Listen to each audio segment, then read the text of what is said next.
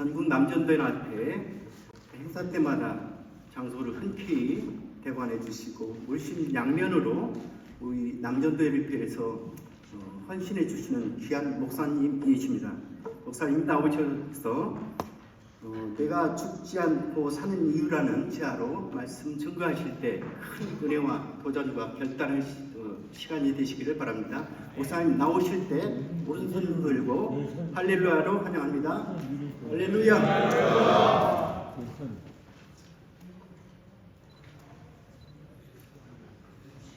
맑은 날 밤 하늘에 떠 있는 수많은 별들 도대체 몇 개일까요? 저희들도 많이 궁금합니다만은 특별히 별의 개수에 대해서 굉장히 관심 많은 한 사람이 있었습니다. 낮의 해 하나인 거 분명해요. 밤의 달 하나인 거 분명해요. 근데 별은 몇 개일까 궁금한 이 친구의 이름은 맹구였습니다. 이 맹구가 궁금하다 못해 내가 세보겠다. 하나, 둘, 셋, 넷, 12, 13개까지는 셀 것 같아요. 그런데 어떤 날은 보이다 안 보이다, 또 센 것 같고 안 센 것 같고 도저히 헷갈려서 포기하다시피 했습니다. 너무 궁금한 거예요. 야, 저 별을 어떻게 헤아릴 수 있을까? 저 별은 나의 별, 저 별은 너의 별. 밤하늘 밤같이 빛난 눈동자. 아무리 노래를 불러도 알 수 없는 거예요. 이 맹구가 기가 막힌 생각을 해냈습니다. 옆집에 천문학자가 사는 거예요. 이 천문학자한테 물어보면 정확하겠구나. 천문학자를 찾아갔습니다. 박사님, 안녕하시와요. 맹구 왔구나. 궁금한 게 있어 왔는데요. 밤하늘의 별은 도대체 몇 개 와요? 이 천문학자 박사님이 굉장히 친절하고 평소에 인격적이었습니다. 맹구야, 다른 거 다 셀 수 있지만 박사인 나도, 천문학자인 박사인 나도 밤하늘의 별을 셀 수가 없어요. 계절 따라 바뀌지요. 보이다 안 보이지요. 그리고 우리 육안으로 천체 망원경으로도 확인 안 되는 별이 너무 많기 때문에 그냥 많구나 하고 그냥 말아야지 셀 수 없어요. 바보. 좋아요. 내일 다시 오겠어요. 내일까지 기회를 드리겠대요. 진짜 다음날 와서 박사님, 별이 몇 개인가요? 날마다 찾아오는 겁니다, 맹구가. 근데 박사님이 아무리 친절하고 인격적이라도 일상이 마비될 정도니까 짜증이 나는 거예요. 아니나 다를까 그 다음 날도 또 와서 계속 귀찮게 하니까, 맹구야, 다시 한번 말하는데 별은 헤아릴 수 없는 거라고 했지? 별은 셀 수 없어요.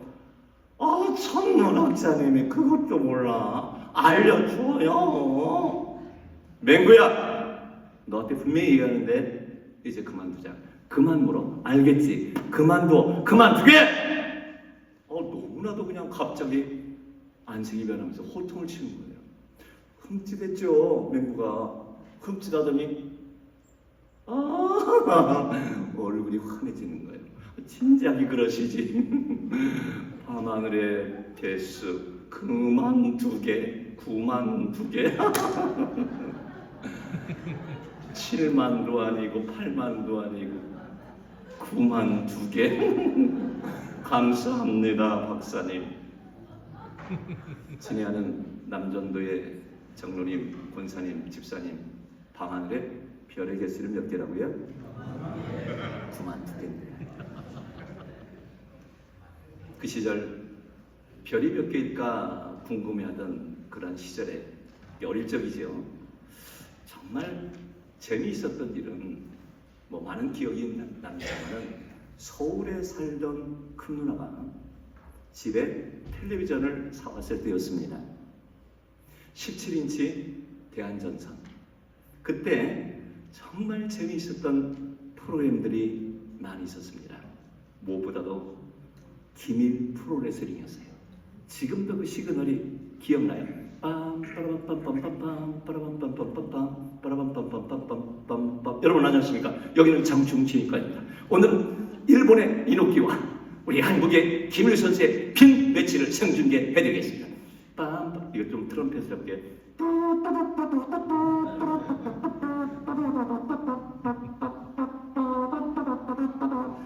예, 좀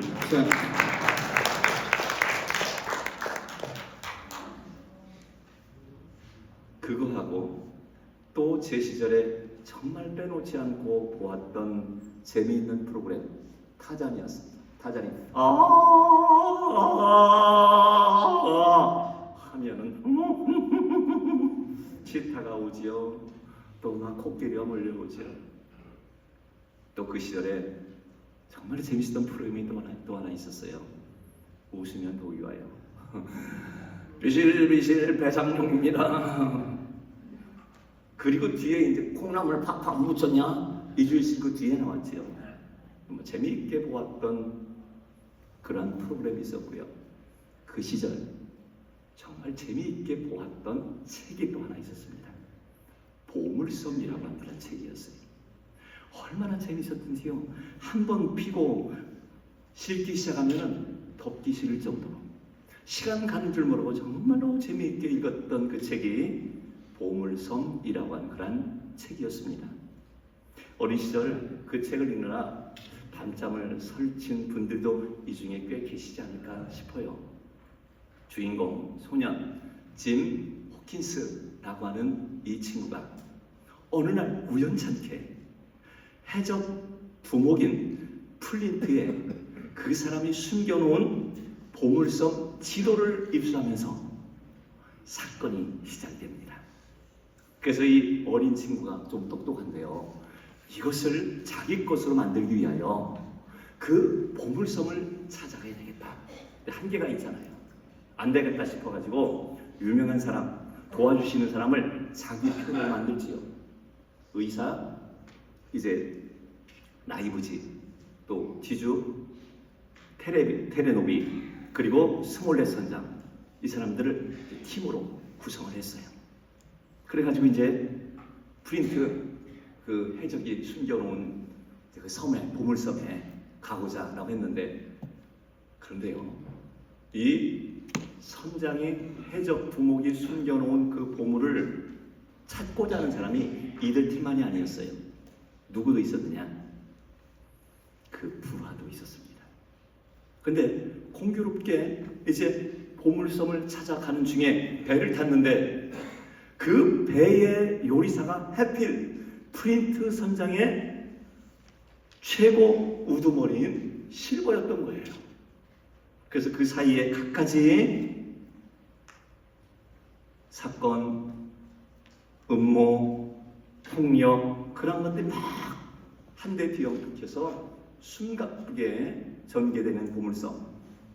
한번 손에 잡으면 정말 놓고 싶지 않을 정도로 재미있었던 그런 책이었습니다. 보물섬은요, 영화로도 제작이 되었어요. 뿐만 아니라 그와 비슷한 영화, 책들, 대히트를 치니까 비슷한 내용들이 끊임없이 나왔던 그런 책이었습니다. 그런데 이 보물섬이 쓰인 동기와 이 보물섬이 140년, 150년이 지났는데도 지금까지도 어린아이들의 손에 또 많은 사람들의 손에 베스트셀러로 자리매김하게 된 그 동기가 있고 과정이 있습니다. 그것도 좀 재미있더라고요. 보물섬은 지킬 박사와 하이드라고 하는 그 책을 쓴 작가 로버트 루이스 스티븐슨이라고 하는 사람의 작품입니다. 근데 이 사람은요 1850년 스코틀랜드 에딘버러에서 출생한 사람이에요. 이 사람이 26이 되던 1876년 한 여인과 사랑에 빠지게 됩니다. 그런데 이 여인의 이름은 오즈번인데 미국에 살고 있었어요. 남편과 좀 사이가 안 좋아서 별거 중에 있는 유부녀였던 거예요. 사랑이 삭트니까 결혼 이야기까지 오고 가지요. 아니나 다를까 주변에서 특별히 부모님이 난리가 나는 겁니다. 아니 뭐가 부족해서 네가 유부녀하고 또 미국인하고 결혼하겠다는 거야.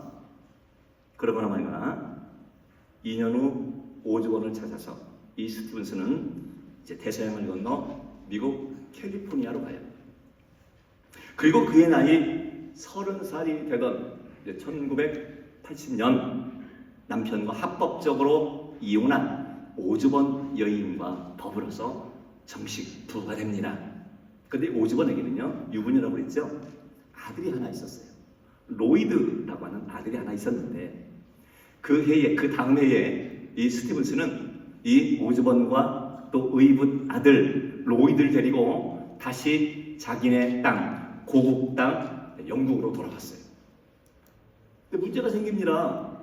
이 의붓 아들 로이드가 새로운 만남과 환경에 도저히 적응을 못하는 거예요. 좀 잘 어울리면 좋겠는데, 잘 적응하면 좋겠는데, 얘야 같이 놀아줄까? 싫어. 맛있는 거 싫다고. 같이 공천할까? 아 싫다고요.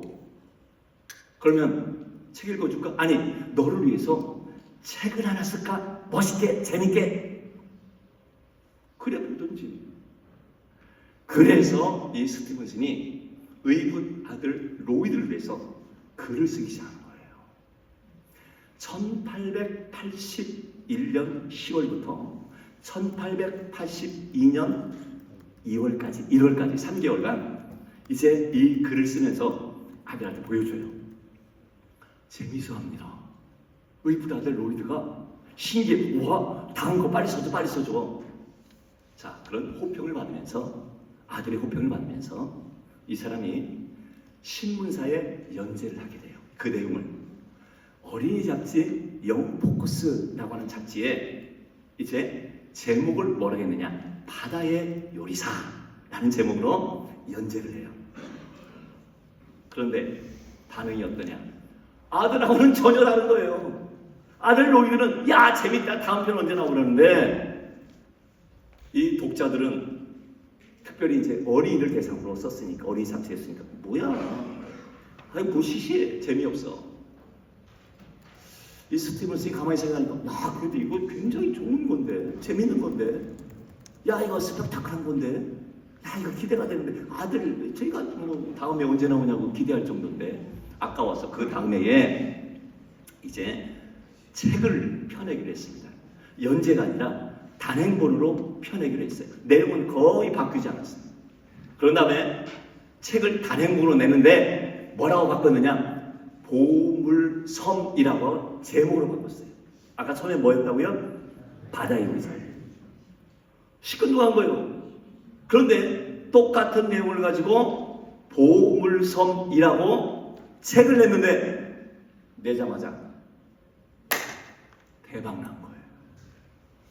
사람들이요, 어른으로부터 시작해서 이제는 처음에는 독자가 누구였어요? 대상이 아기들이었잖아요. 어른들 통하여, 부모님을 통하여 어린아이까지 막 난리가 난 거예요. 베스트셀러가 돼가지고요. 정말 대박이 났습니다. 대박이 났습니다. 이게 웬일이에요?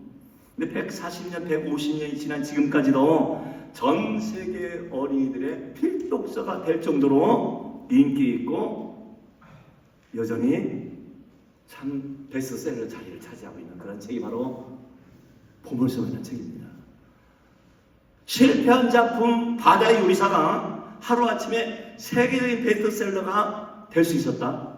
베스트셀러로 곽광받을 수 있었다. 짐작하시겠지만 그 제목을 바다의 요리사에서 보물섬으로 바꾸었기 때문 아닐까요? 거의 확실합니다. 틀림없습니다. 내용 바꾼 거 없었어요.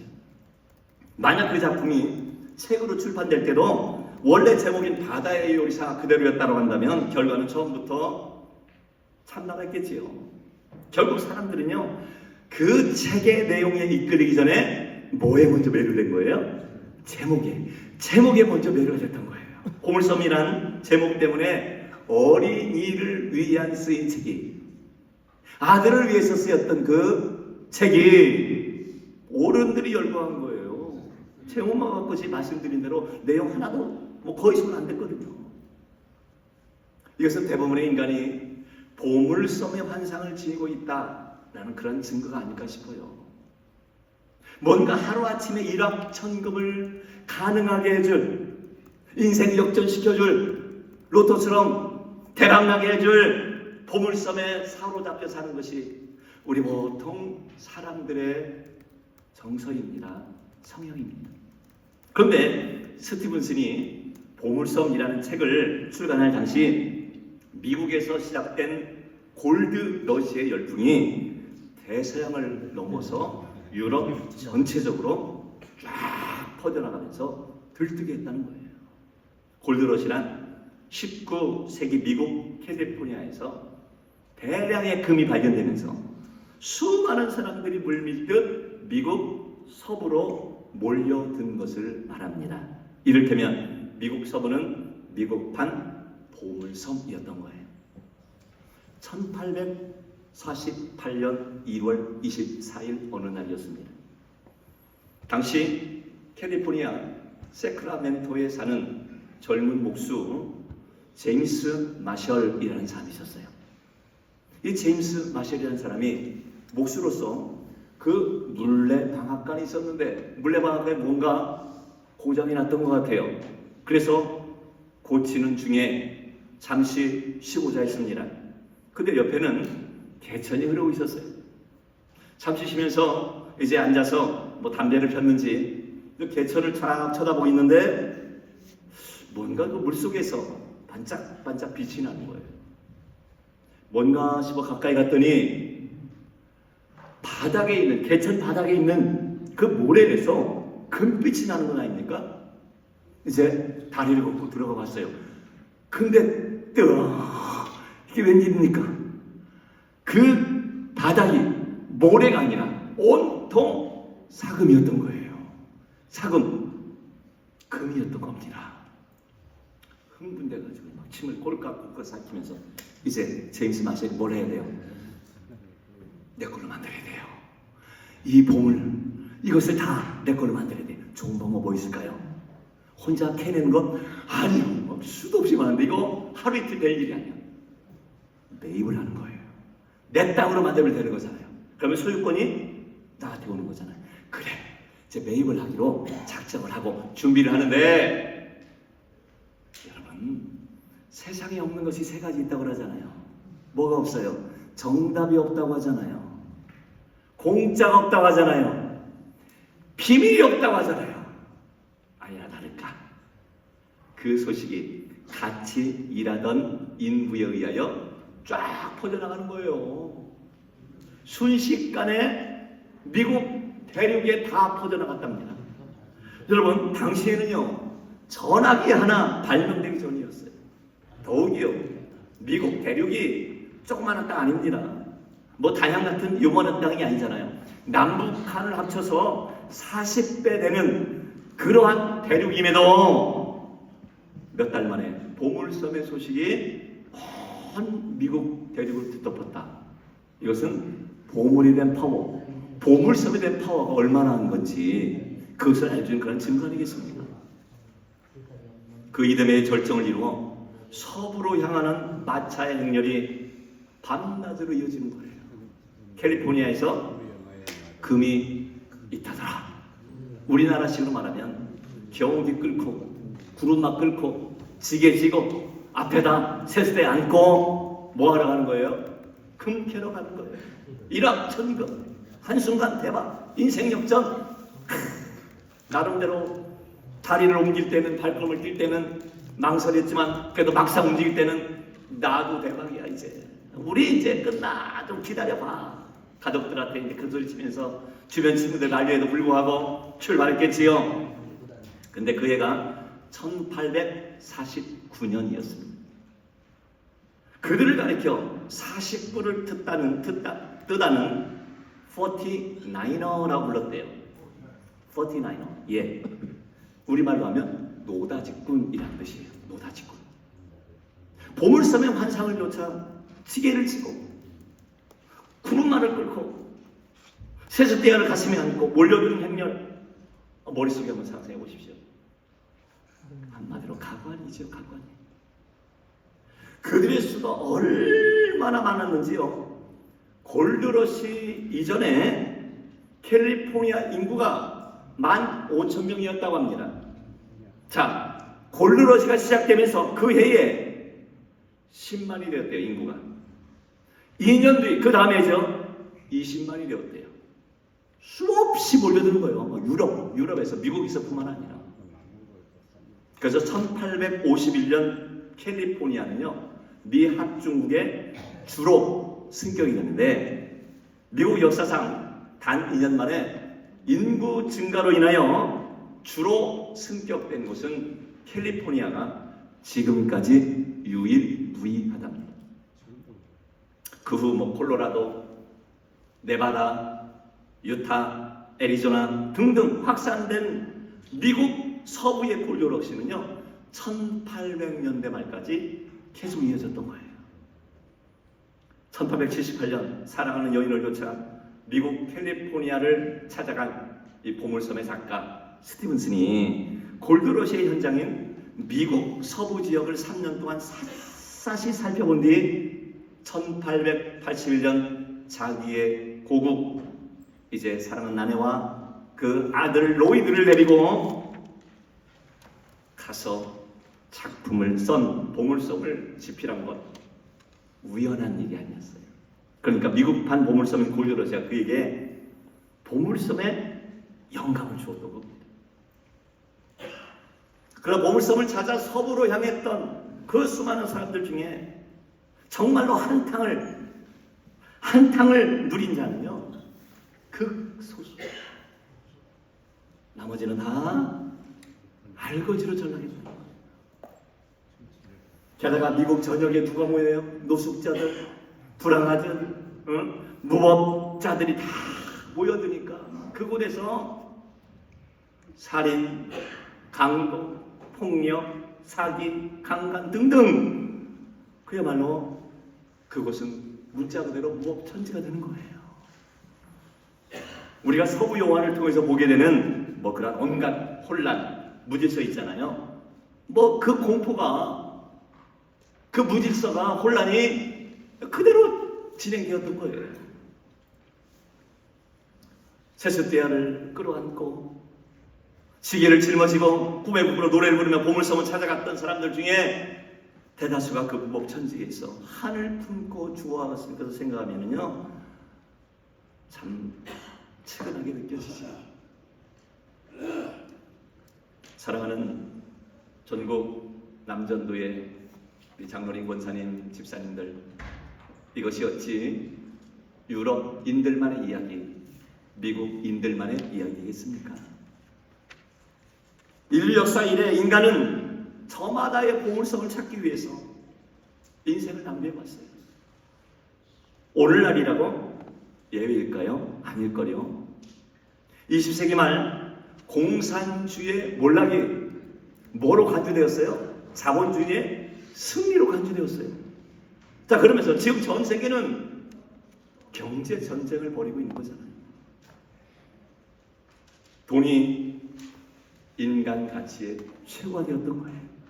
그래서 기업이든 예술인이든 어른이든 어린이든 남자든 여자든 상관없이 저마다 자신의 보물섬을 찾아 헤매고 있는 거예요. 보물섬을 찾든 혹은 보물섬을 찾는데 실패하든 보물섬을 인생의 목표로 삼는다라는 것 그 자체가 단 한 번밖에 없는 단 한 번의 기회에 그 소중한 인생을 자기 스스로 갉아먹는 어리석은 지심을 깨닫지 못한 채 불을 향해 달려드는 나방, 그 불나방처럼 저마다 보물섬에 허상과 욕망의 환상에 시간을 낭비하고 있는 거예요. 자, 이런 관점에서 본다면 우리가 흔히 알고 있는 마이다스라는 거 알지요? 뭐 미다스라고 하는데요. 황금의 손이라고 합니다. 2700년 전 미다스는요, 참 지혜로운 그런 사람이 아니었나 싶어요. 이 미다스는 부유한 나라 프리기아의 왕이었습니다.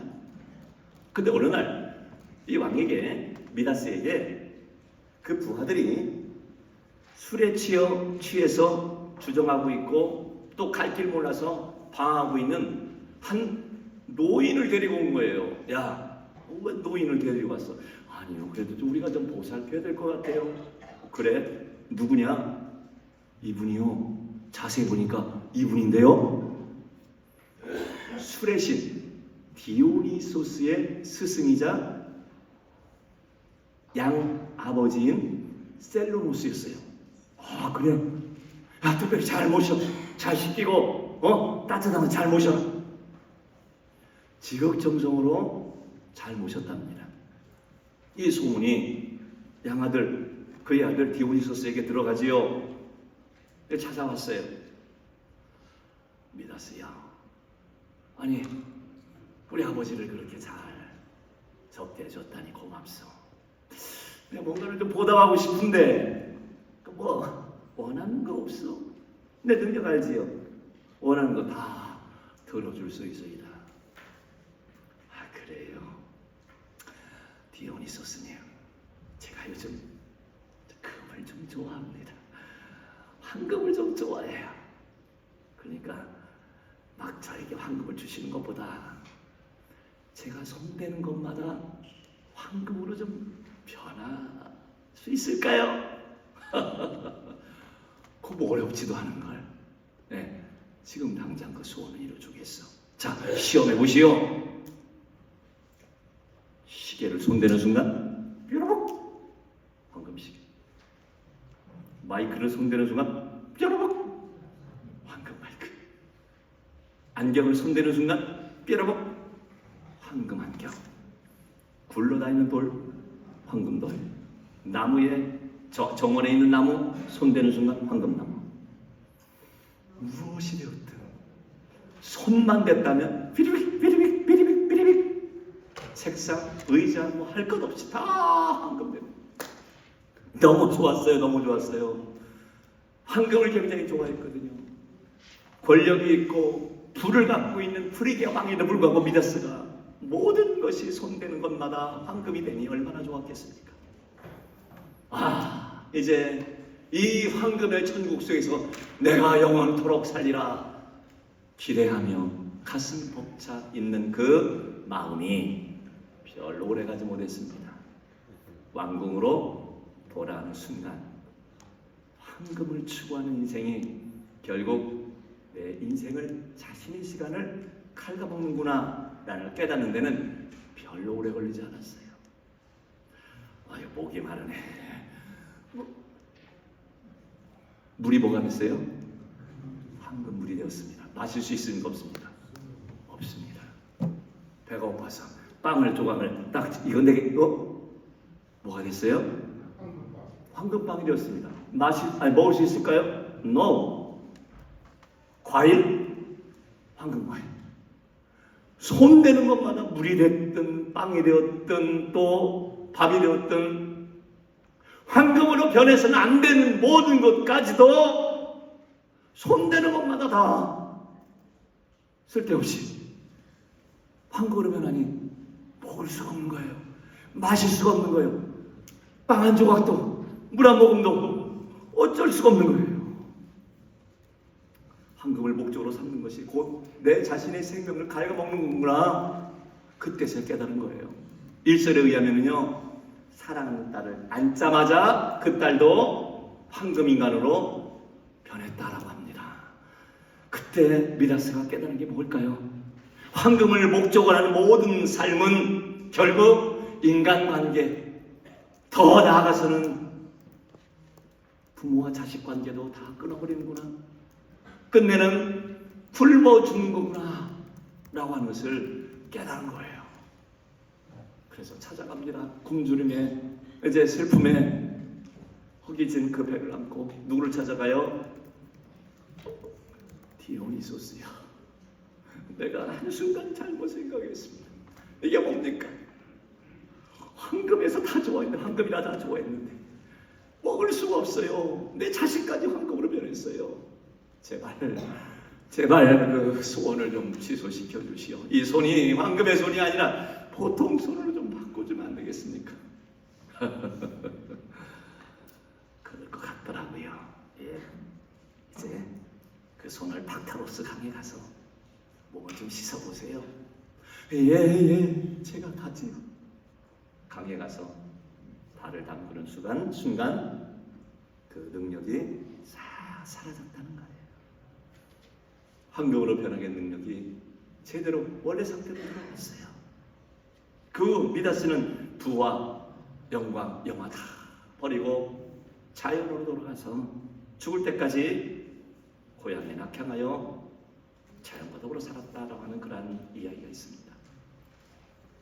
이렇듯 더 이상 보물섬의 망상에 사로잡혀 않았던 이 미다스, 어찌 보면 지혜로운 사람이죠. 하지만 어디까지나 그것은 보물섬의 망상에 빠져 사는 사람과 비교해서 지혜로울 뿐 진정 지혜로운 사람 아니죠. 진정 지혜로운 사람은 누구겠어요? 보물섬의 망상에서 벗어나는 것 그 자체가 아니라 이 세상에 가장 귀한 보물이 뭐다라는 것을 아는 사람이에요. 그리고 자신의 인생을 보물섬으로 갖고 가는 사람, 갖고 가는 인생, 그게 진짜 보물 인생이 아닐까 싶습니다. 오늘 저마다 보물섬의 신기를 쫓고 세상을 향하여 허망한 것에 욕망에 자기의 그 소중한 시간을 허비하고 있는 사람들 향하여 오늘 본문이 이렇게 말씀합니다. 내가 죽지 않고 살아서 여호와께서 하시는 일을 선포하리로다. 그렇습니다. 하나님께서 우리를 죽지 않게 하심은, 아니 오늘도 죽지 않고 생명을 부지하게 하심은 분명한 이유와 목적이 있다는 거예요. 뭐예요? 그건 세상에 잠시 있다 사라질 보물섬을 쫓는 인생이 아니라 세상의 진정한 보물섬이신 하나님, 그리고 그 보물섬이신 하나님께서 하신 일을 선포하는 일이래요. 드러내는 일이래요. 그분을 제대로 섬기는 일이래요. 그것이 우리가 죽지 않고 이 땅에 살아 지금도 호흡하는 이유이자 소명이다, 뜻이다 라고 가르쳐주고 있습니다. 단 한 번밖에 없는 인생, 이 사명보다 더 귀한 보물섬이 과연 세상에 어디 있겠어요? 이것이 아는 것이 지혜라는 거죠. 그렇기 때문에 내 자신을 끊임없이 그 보물섬으로 갖고 보물이신 하나님을 드러내고 증거하고 섬기고 충성하며 선포하는 것, 진짜로 지혜로운 사람이지요. 이거야말로 보물섬 인생 맞지요? 맞습니다. 이제 우리 세상의 보물섬의 환상에 집착하는 그런 마음들을 비워가고 내 자신을 말씀 안에서 보물섬으로 일궈야 하지 않겠습니까? 이보다 더 귀한 보배로 진짜 가치 있는 보물섬은 없는 거예요. 어린 시절 서두에 좀 말씀드렸습니다만은 이제 저희 어머님이 어렸을 때 아버지 어머니와 가정이 어려우니까 무슨 일 하셨냐면 가만히 치는 일을 하셨어요. 가만히를 짜면서 틈틈이 채소 장사를 하십니다. 여러분 지금 집집마다 우산이요, 한 10개, 20개는 있을 거예요. 근데 제 어린 시절에는 초등학교 그때 2학년으로 기억하는데 우산 하나 사기도 보통 큰맘 먹지 않으면 어려웠어요. 근데 그 틈틈이 가만히를 짜시고 또 채소 장사를 하시던 그 어머님이 그 아들을 위하여, 막내 아들을 위하여 어느 날 장날 우산을 사오셨습니다. 우산을 사왔다고 바로 쓸 수 있나요? 아니죠, 못 써요. 뭐가 와야 됩니까? 비가 와야 됩니다. 제 인생에 그렇게 비 기다려 본 적은 없었어요. 그런데 그 다음 주가 진짜 비가 왔습니다. 아까운 마음에 이제 한 2.5km 정도 초등학교 이제 국민학교죠 그때 떨어져 있었는데 우산을 쓰고 갔어요. 너무 아까워. 기분도 너무 좋아요. 새 우산. 그때는요. 지금 뭐 개인 사물함이 있는데 그 당시에는 나루로 된 그러한 바닥이었잖아요. 냄새도 쾌쾌해. 냄새도 나고 비 오는 날. 근데 뒤에다 바켓스 하나 갖다 놔. 바켓스에다가 우산 다 꽂아놔야 돼요. 자기 자리에다 못 다 놓습니다. 혼나요 선생님한테. 자, 제가 그 새 우산을 뒤다 꽂아놓고 공부를 그날 제대로 했을까요? 못했을까요? 뒤만 쳐다봅니다. 있네. 틀림없이 있네. 틀림없이 있어요. 그런데 3교시인가 끝났는데 끝나자마자 뭐예요? 화장실을 가는 건 둘째예요. 우산 있나 확인하러 갔는데 예 없습니다 진짜. 그때 주님 오시는 줄 알았어요. 그때 놀래가지고 마른 살이 아직까지도 안 새는 거예요. 50년 전인데 막 떨면서 선생님한테 선생님 제 우산 없어졌는데 한번 잘 찾아봐. 야 우산 너 본에 있냐? 누가 우산을 봐요? 못 찾았습니다. 정말 눈물 났습니다. 어떤 우산인데? 어떻게 구입한 우산인데? 집에 갔는데 터덜터덜 비 맞으면서 그때 오후에도 비가 오더라고요. 울면서 갔어요. 제가. 우산도 우산이지만 이거 틀림없이 엄마한테 이제 작살나는 거예요. 어떻게 했길래 우산이 못시키야 그냥. 근데 비를 철철 맞고 이제 쥐새끼 마냥 이제 엄마 갔다 왔어요. 뭐 대본 알죠? 비 맞고 왔네. 그냥 어깨가 축 늘어져 왔네. 또 우산 잃어버렸구나. 왜 엄마 죄송해요. 알았어. 씻고 들어가 있어. 그리고 옷 갈아입어.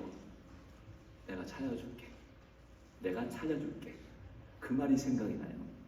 그리고 나서 이제 까맣게 입고 막 억울한 마음에 뭐 잠을 잤나 못 잤나. 그 다음날 지구화 선생님이 수업 중에 2교시 기록해요. 그리고 밖에서 누가 뭐 두드리는 소리가 나요. 많이 본 분이야. 쪽진 머리에 까무잡잡한 얼굴에 약간 나이 드신 막내니까 좀 어머니가 좀 나이가 있으셨어요. 어머니가 이렇게 쳐다보면서 선생님 불러요. 선생님이 뭐라고 하더니 들어오세요. 그리고 이제 그 교탁을 빌려주시는 거예요. 내주시는 거예요. 어머니가 뭘 하나 들고 와. 시작바구니. 지금도 시작바구니 이쁘지만 그때 시작바구니는 멍석 같은 거 있잖아요. 비닐 멍석. 그걸 꿰매가지고 만든 시작바구니. 그걸 하나 교탁에다 살짝 놓더라고요. 그리고 나서 선생님은 조금 옆에 서 있고 나 저기 양현식 엄마 되는 사람인데 아유 선생님 죽겠어. 정말 어린이들 말로 쪽팔려가지고요. 얼마나 얼굴이 빨갛게 막 쉬고 있는데 어머니가 말씀하는 충청도 사투리로 우리 막내 우산 사줬는데 어제 잃어버렸대요. 누구요?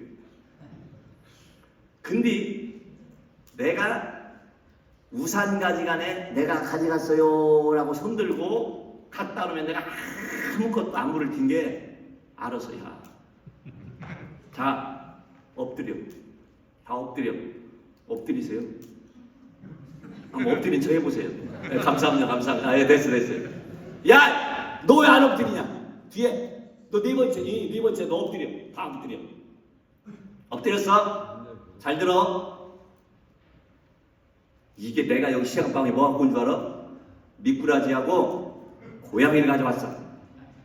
그러더니 잘 들어.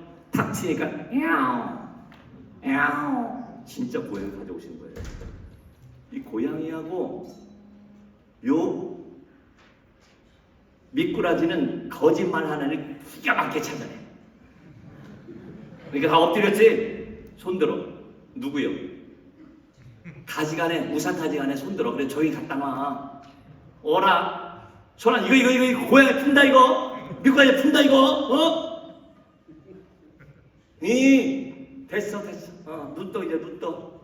누가 손 드는 것 같아요. 갖다 놔해. 아무 얘기 안 할 텐게. 그리고 가셨어요. 그 다음날 진짜 꽂혀 있었어요. 양지뜸에 사는 박대호라는 친구가 욕심이 나서 한번 쓰고 간다는 것이 안 갖고 왔대요. 깜빡 잊고 못 갖고 왔대요.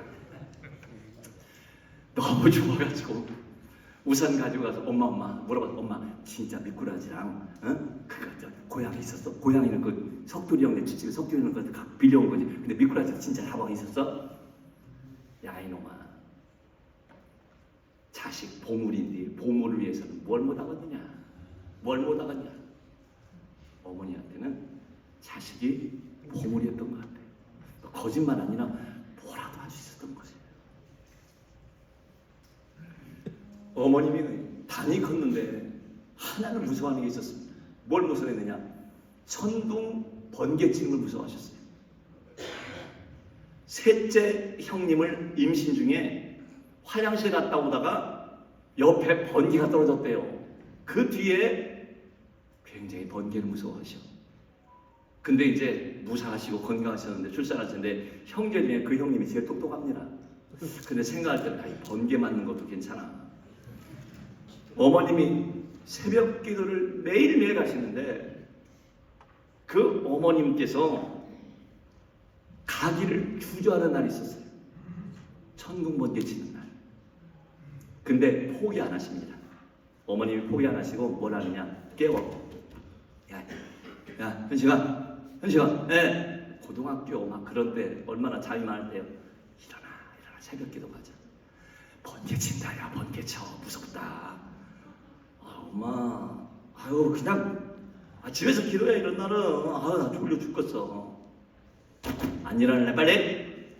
야 이놈아, 누군 내가 또 혼날까봐 이제 눈 부시고 이러면, 야 이놈아, 내가 자식이 부모요, 아니 보물이요. 내가 자식들 이름만 부르는데도 1시간 걸려. 1시간. 내가 어떻게 하루를 빼야? 그때는 몰랐는데 이제 커가면서 이분이 보물을 소유하고 있었지만 보물을 인생 목표로 삼는 게 아니라 그 보물을 위해서 평생 기도하셨구나. 진정 보물로 자라기를, 보물 인생을 살기를 이 어머님이 기도하셨구나. 자식들 이름만 불러도 내가 1시간이 걸려. 그날도 깨우면서 자기는 겁나니까 깨워서 같이 갔던 거예요. 사랑하는 장로님, 권사님, 우리 집사님, 지금껏 하나님의 영광과 교회를 세우는 일에 거짓없는 열심으로 하나님만 바라보며 달려오셨겠지만 앞으로도 허망한 보물섬을 쫓는 그런 삶이 아니길 간절히 소망합니다. 아멘. 아무리 볼품없는 돌섬이라도요, 진흙탕이라도요, 거기에 보물이 파묻혀 있으면 바로 그 섬이 보물섬이 되는 거잖아요. 아유, 나는 참 찌질한 인생을 살아왔어. 나는 흙수저요. 그렇지라도 아무 문제 되지 않아요. 우리가 진짜 보물섬이신 하나님을, 그분의 영원하신 생명과 사랑과 말씀을 품고 산다면, 내가 죽지 않고 살아서 하나님께 하시는 그 일을 선포하며 산다고 한다면 오늘 말씀처럼 우리는 하나님 안에서 진정한 보물섬 인생이 되지 않겠습니까? 잊지 마십시오.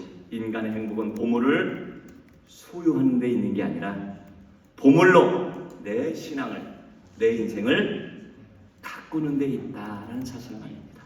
아멘. 자, 이제 강의를 정리합니다. 보물이요, 어떠한 한 사람에게만 해당하는 것은 진짜 보물 아니에요. 두 번째, 우리가 죽을 때 가져갈 수 없는 거라면 진짜 보물 아니에요. 세 번째, 누군가가 빼앗아갈 수 있다고 한다면 그거 진짜 보물 아니에요. 나누어 주고 전하고 선포할 때 행복감이 있다고 한다면 그거 진짜 보물 맞습니다. 그래서 그런 멋지고 가치 있는 보물의 삶을 하나님께서 부르시기까지 선포하며 사시기를 주님의 귀한 이름으로 소원합니다.